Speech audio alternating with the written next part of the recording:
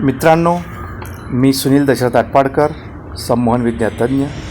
नाडी वैद्यकीय बैठक कार्यक्रम संदर्भात मी 2 शब्द बोलतो आहे. आपले डोळे आणि आपली पाठ पाहू शकतो आहे का? आपली बुद्धी, आपला श्वास, आपलं मूलमूत्र, कफ, हृदय गती नियंत्रित करू शकतात का? आपल्या शब्दाच्या आदेशाने आपल्याला तणाव आणि रक्तदाब नियंत्रित होऊ शकतो का? आपल्याला दुःख आणि आजाराचे कारणाने आपले डोकं जाणू शकतो का? आपल्या या डोक्यात ज्ञान सही असते का? दिनचर्या ही वेगळीच असते का? या प्रश्नांच्या उत्तरासाठी योग्य वैद्य आणि योग्य गुरु याचं मार्गदर्शन घेणं फार मोठा विचाराचा विषय आहे. आणि आपली ही परंपरा आहे, प्राचीन परंपरा आहे. आपली राज असो, प्रजा असो किंवा धनी असो किंवा गरीब असो, आजारी असो, दुःखी असो किंवा अति झाल्यावर अंततः वैद्य आणि योग गुरूचंच मार्गदर्शन घेतलं जातं. आणि मार्गदर्शन काढूनच स्वस्थ होतात. जीवनात अनेक बाधा येतात, रोग येतात, दुःख येतात, घटना होतात, चुका होतात. त्याचा परिणामही 5 पिढीला भोगावाच लागतो. रोग, दुःख, समस्या, विवाद टाळणं ही मनाची विकृती आहे. पण परिणाम 5 पिढ्या भोगावं लागतात ना.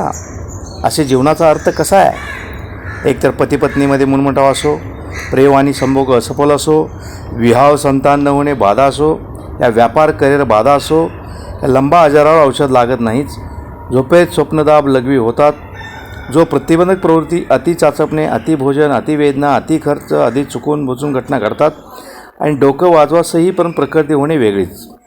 हे सर्व लक्षणाचं समाधान केवळ योग्य वैद्य योग गुरूपासूनच राजे महाराजे धनिक आणि प्रजा घेतात.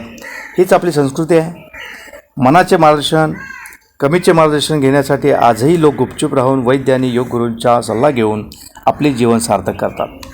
आपली हीच परंपरामध्ये सहसंमोहित नाडीदर्शन या शक्तिपाव असली विद्या धराने चालवतात. पण या मौखिक गुरुशिष्य परंपरावर चालतात. या विद्याची लेखणी आणि बोलणी प्रतिबंधक राहावे. आपण मार्गदर्शन घेऊनच लाभ घ्यावा. तर्क नको, सतर्क रहा. वैद्य म्हणजे आयुर्वेदाचे ज्ञान असून रोग्यांवर त्या पद्धतीने औषधोपचार करणारा हा भीष्म गवार. अशा लोकांच्या नावाआधी वैद्य ही उपाधी लावली जाते. आयुर्वेदातील नाडीपरीक्षा हे शास्त्र आहे आणि त्यातून हे अनेक व्याधींचे अचूक रोगनिदान होतेच. नाडीपरीक्षा हे नाडीद्वारे निदान करण्याचे प्राचीन आयुर्वेदिक तंत्र आहे. हे शारीरिक, मानसिक आणि भावनिक असंतुलन आणि रोगांचे अचूक निदान. वैद्याने नाडी पाहिली की त्याला सगळेच कळते, अशा सर्वसामान्यामध्ये बऱ्याच वेळा समज आलेला दिसतो. आयुर्वेदामध्ये प्रकृती परीक्षणासाठी वेगवेगळ्या परीक्षा सांगितलेल्या आहेत. या अष्टविध परीक्षा झाल्यानंतर, रुग्णाची पूर्ण माहिती घेतल्यानंतर, त्याने सांगितलेले त्रास व लक्षणे समजून घेतल्यानंतर, रुग्णाच्या शरीरात कुठल्या दोषामध्ये असंतुलन झालेलं आहे, कुठला रोग आहे, तो कसा वाढला आहे, कुठल्या धातूत रोग झालेला आहे, झालेला रोग कसा बरा करता येईल, हे सगळं नक्की केलं जातं. या परीक्षणामध्ये नाडी हा शेवटचा आणि अत्यंत महत्त्वाचा भाग. त्यापूर्वी मल, मूत्र, जिव्हाळा, शब्द, स्पर्श, डोळे, आकृती यांचे परीक्षण केलेले असते. नाडी ज्ञान होण्यासाठी एका विशिष्ट अवस्थेत असावा लागतो, अशी होते तपासणी. नाडी परीक्षेमध्ये मनगटातील रक्तवाहिनीवर तर्जनी, मध्यमा आणि अनामिका या बोटाचा वापर करून शरीरातील दोष, धातू, अवयव, हृदय, मस्तिष्क यासारखे अवयव, मानसिक अवस्था, मणक्यातील स्थितंत्र यासारख्या विविध घटकांचा व्यापक अचूक निदानासाठी उपयोग करता येतो. मनगटाशिवाय गळा, पायाचा गोटा, कानाच्या जवळील नाडीचा वापर काही वेळा केला जातो. स्पर्शाला जागवणाऱ्या नाडीची गती, स्फूर्ती, तीव्रता, उष्मा, ठोके यावरून अतिशय बारकाईने शरीराची स्थिती व त्यात उत्पन्न झालेले दोष यातील विषमता ओळखता येतात. आयुर्वेद हे सर्वात जुने उपचार विज्ञान तज्ञ मानलं जातं. हे प्रतिबंधावर जास्त भर देतं आणि एखाद्याचं जीवन, विचार, आहार, जीवनशैली आणि औषधी वनस्पतीच्या वापरामध्ये समतोल साधण्याकडे बारीक लक्ष देऊन आरोग्य राखण्यास प्रोत्साहित करतं. आयुर्वेद ही भारतातील सर्वात प्राचीन वैद्यकीय प्रणालीपैकी एक आहे.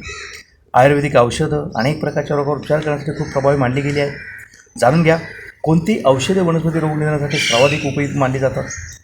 जो शारीरिक व मानसिक रोगापासून मुक्त आहे, जो शारीरिक सुखे भोगू शकतो, इच्छेप्रमाणे वागू शकतो, मनाने समाधानी आहे, ज्यांचे शरीर, मन यावर नियंत्रण आहे, जो सामर्थ्यशाली, बुद्धिवान, कलाकार इत्यादी सर्वांगीण विकसित व्यक्तिमत्वाने युक्त आहे, जो स्वतःचे, इतरांचे व सर्व प्राणीमात्रांचे हित करणारा आहे, जो 4ही पुरुषांचे योग्य पालन करणार आहे, त्याला समाजात स्थान व मान आहे, जो आध्यात्मिक प्रगतीसाठी प्रयत्न करीत आहे, तो संपूर्ण आरोग्य संपन्न आहे. योग चिकित्सा ज्या रोग चिकित्सेमध्ये योग उपचार वापरले जातात तिला योग चिकित्सा म्हणतात. योगशास्त्राचा चिकित्साचा हा प्रमुख हेतू नाही, हे निर्विवाद आहे. परंतु शतकानुशतके योगाचा चिकित्सेकरता उपयोग करण्यात आलेला आहे. योगशास्त्र मूळतः वैद्यकशास्त्र नाही, हे प्रथम लक्षात घेऊनच आपण त्या चिकित्सेकरता आपण उपयोग करावायचा हवा.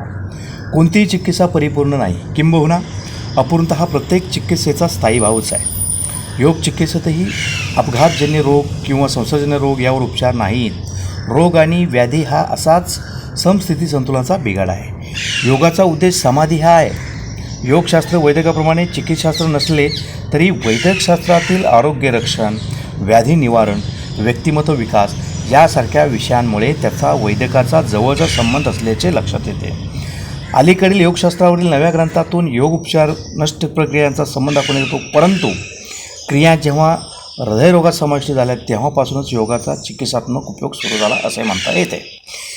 हट प्रतिपिकेप्रमाणे षटक्रिया केल्याने मेदवृद्धी, स्थूलता नाहीशी होते, कफ दोहिसा नाहीसा होतो, मलशुद्धी वगैरे साध्य होतात. त्यानंतर केलेला प्राणायाम, श्वसन नियंत्रण, विनाशाय साध्य होतो. षटक्रियामुळे अन्न, हवा व मल यांचे मार्ग शुद्ध होतात आणि शुद्ध शरीर म्हणजेच वात, पित्त व कफ या पित्तदोषांचे संतुलन असलेले शरीर प्राणायामास योग्य असते. ज्यांना दोषबाधा नसेल त्यांना शतक्रिया करण्याची आवश्यकता नाही, असे हठयोगात स्पष्ट सांगितलेले आहे. षटक्रिया याने क्या धोती, बस्ती, नेती, ताटक, नवली व कपालभाती या शुद्ध क्रिया आहेत. इंद्रियाचा संयम करून मन एकाग्र करणं म्हणजे योग होय. रुग्णाला रोगापासून मुक्त करणे किंवा रोगाच्या लक्षणावर उपाययोजना करणे योग चिकित्सा आणि मानसिक शारीरिक आरोग्य सुधारण्यासाठी योगाची तत्त्व आणि योगासने आणि श्वासोच्छ्वासाच्या तंत्रावर आधारित आहे. योग साधनेतील आसन अचल सुखकारक अपेक्षित आहे. ते तसे असण्यासाठी शरीर आदी व्याधी प्रकृतीत